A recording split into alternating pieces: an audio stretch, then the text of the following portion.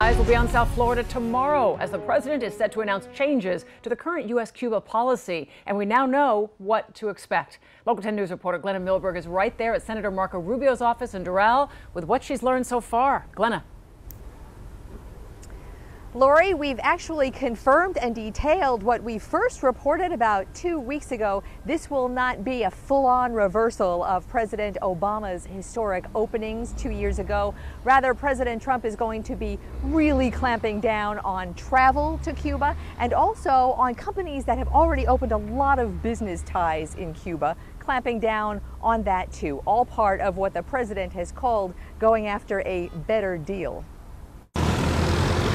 President Trump's policy on Cuba will target the relaxed travel rules and commerce that enriches the Castro government. The goal of these policies is very simple. We want to empower and we want to strengthen the Cuban people without strengthening the Cuban military, which controls a significant percentage of their economy.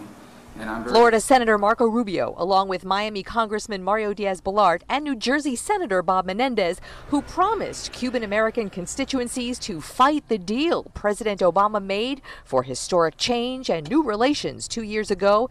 They helped the president craft a harder line than some in his administration advised. You know, what they want to be seen as doing is being muscular, being flexible. The president's plan will curtail travel allowances that pave the way for direct U.S. air and sea trips and strictly enforce current travel guidelines.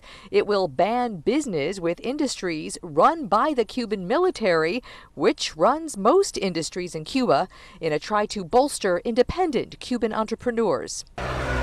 Human rights violations, treatment of dissidents, American properties seized in the Castro Revolution. Those are just some of the Trump administration goals. Diplomatic channels remain open, as do embassies. Cuban Americans remain able to visit family and send remittances. I think we saw a lot of concessions for the Cuban government and very little reciprocity. And I think the new policy will be crafted in a way that will put the onus on the Cubans to change.